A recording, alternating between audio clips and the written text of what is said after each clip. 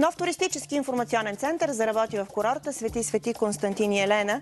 Летовниците ще могат да получават възможна информация за всички фестивали, събития, музеи и природни забележителности, които се намират в близост, които хората биха могли да посетят по време на своята почивка. Къде се намира новия център и какви точно услуги предлага? Сега ще разберем това от Дани Георгиева.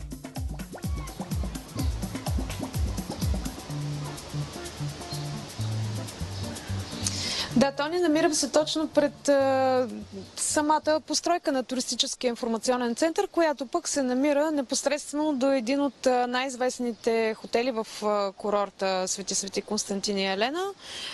До мен е ръководителят на туристическия информационен център във Варна Тихомир Патарински, който днес е дежурен тук. Те се редуват хората от центъра във Варна да дават дежурства. Какви услуги търсят най-често чужденците тук? Добро утро! Добро утро! Така е, действително от това място започва и пешеходната зона на Свети Константин и Елена.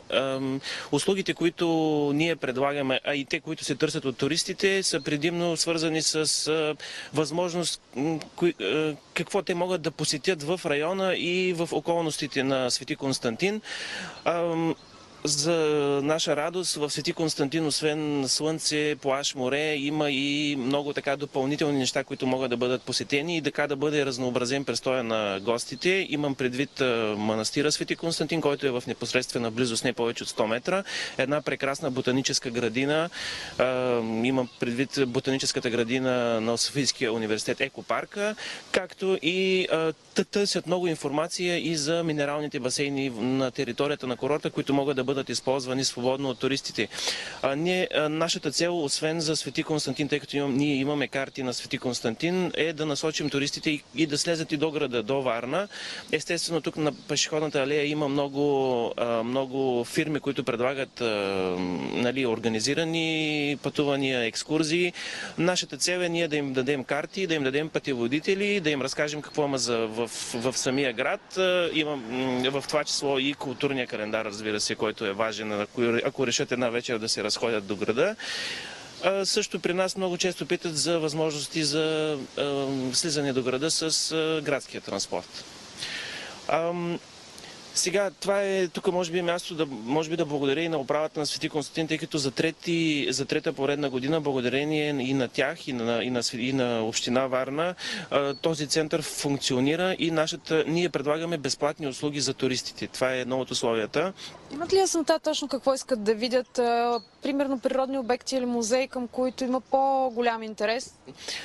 Да, те са чували примерно за златото във Варненски археологически музей. Има си конкретни въпроси за това. И чували са за римските терми, морската градина. Нали? Това са така основни обекти. Също и двата други основни обекта, които са около Варна. Имам предвид Побити камъни и Аладжа манастир. Това са така топ 5, може би, на местата, към които интересът е насочен. И връщат ли се след това с обратна връзка? Казват ли своите впечатления, добри или лоши? Какви са те? Да, това е много важно. Започнахме да водим една книга за впечатления на туристите и сега не мога да кажа, че е много често, но турист, който е проявил изключителен интерес и е задавал повече въпроси, после той самия, може би, за негово удовлетворение също се връща и споделя впечатления. Често това, което те споделят, го пишат и в тетрадката, но по-скоро споделят положителните неща. Поне така сме забелязали и с колегите в годините назад. Хората са склонни да споделят после положителните неща. Естествено, има и някъде случват се, разбира се, и неща, към които ние трябва да насочим внимание, но предимно се споделят положителните неща. За да бъдем полезни на зрителите на БНТ2 и на всички гости, които са в и около Варна за момента, може би трябва да кажем, че отутре започват безплатните туристически обиколки на града. С каква периодичност са те? В какви часове? В какви дни? Да, периодичността е строго определена. Всеки вторник, сряда, петък и събота от 10:30 от нашия централен офис на Козирката, който е срещу катедралата. Продължителността е 3 часа. Беседата се води на английски, тъй като записванията са от всякакви националности, тъй като английският така в последно време се утвърди като масов и популярен език, затова се спряхме на него. Ако групите са предимно от българи, предполагам, че на български ще се води. Да, екскурзовода, когато примерно има двоязична група, ако примерно дори половината са руснаци, случвало се е такова нещо, често беседата се води и на руски и на английски, но анонсът е да бъдат на английски, за да бъде ясно все пак правилата. Разбрах, че тази година увеличавате маршрута на тази туристическа обиколка. Какво е новото? Споменем някои обекти. Да, тъй като миналата година течаха ремонтни дейности по част от пешеходната зона на Варна, малко беше променен маршрутът. Тази година обхваща изцяло новия участък на пешеходната зона от катедралата в посока Римски терми. Включваме музея на Възраждането. Маршрутът минава покрай музея на Възраждането, покрай етнографския музей. Връщаме се отново на пешеходната зона надолу в посока Католическата църква, Римските терми, новите Римски терми с новия участък. Новото е, че се ходи и до Морска гара в началото. И нататък продължава през Морската градина до Археологическия музей. Където завършва и който от туристите иска, би могъл да посети, да разгледа и отвътре музея. Точно така е. Пешеходните обиколки са безплатни, но екскурзовода обяснява какво има в музея, обяснява историята и идеята... И какво може да се види. Идеята на тези обиколки е след като свърши тура, те да бъдат провокирани и да отделят няколко часа да влезат било то в археологически или в други музеи. Това е идеята. Отзивите до сега бяха повече от положително от тези обиколки. Така е, да. Тази идея в Европа поне е доста популярна с обиколките в града, популяризиращи културното наследство.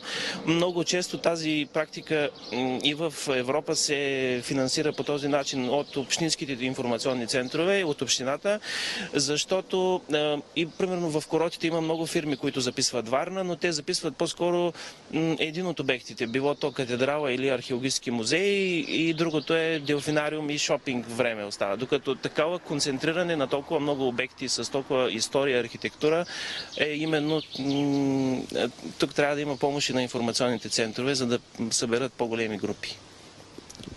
Така е, ако сте тук в курорта Свети Константин и Елена или във Варна, може да получите информация в тези центрове за всички културни, исторически, природни забележителности. Програмата на фестивалите, които цяло лято е доста интензивна в нашия град. Това е от Варна, Тони. Благодаря ти, Дани. Разбира се, няма нищо по-хубаво от това да се умеете правилно да съчетаете чисто релаксиращата почивка край брега на морето с различни културни събития и фестивали, които се случват в региона. Дани Цекова ни даде повече информация за новия туристически информационен център, който вече работи в курорта Свети Константин и Елена.